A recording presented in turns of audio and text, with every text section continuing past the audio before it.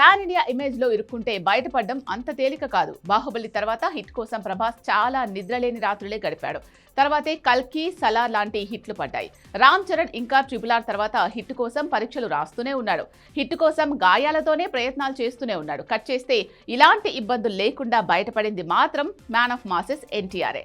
రాజమౌళి లాంటి దర్శకుడితో RRR లాంటి hit పడ్డాక ఏ మూవీ చేసినా హిట్ మెట్టెక్కడం కష్టం.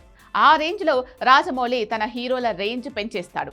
ఆ స్థాయిని మించేలా తర్వాత సినిమాలు లేక రాకే అంతా ఫ్లాప్లతో డీలా పడ్డం కామన్ అయింది. అలాంటి కామన్ జర్నీలోంచి దేవరగా సెంటిమెంట్ ని బ్రేక్ చేసి బయటపడ్డాడు ఎన్టీఆర్. కానీ తన దారిలో నడవబోయి మరో పాన్ ఇండియా హీరో బొక్కబొల్లా పడేలా ఉన్నాడా?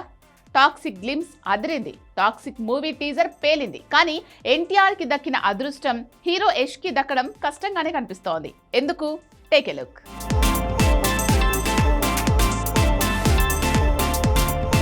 మ్యాన్ ఆఫ్ మాసెస్ ఎన్టీఆర్ నిజంగానే పాన్ ఇండియా హీరోలకి నిద్ర లేకుండా చేస్తున్నాడా? ఇది వినటానికి కాస్త అతిశయోక్తిలానే అనిపించవచ్చు. కానీ ప్రభాస్, బన్నీ, చరణ్, యష్ ఇలా ఏ పాన్ ఇండియా హీరోతో పోల్చినా ఎన్టీఆర్ మాత్రం వెరీ వెరీ స్పెషల్. అంతటికీ తన స్ట్రాటజీనే కారణమా? అలా అదృష్టం కలిసి వచ్చిందా?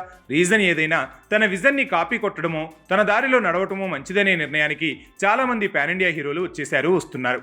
అల్లు అర్జున్, పుష్పరాజ్గా 2 పాన్ ఇండియా హిట్లు పడ్డాక కూడా ఎన్టీఆర్ని వేటాడుతున్నాడు. తన కథలు, తన దర్శకులు, తన హీరోయిన్లు ఇలా తన స్ట్రాటజీను, తన కంటెంట్ను బన్నీ ఫాలో అవుతున్నాడనే విషయం ఆల్మోస్ట్ చాలామందికి క్లారిటీ వచ్చేసింది. ఆఖరికి వార్ 2 లాంటి సినిమా ఫెయిల్యూర్ ఫేస్ చేసినా అక్కడ ఎన్టీఆర్కి అదృష్టమే కలిసొచ్చిందనే మాట వినిపిస్తోంది. దీనంతటికీ దేవరనే కారణం.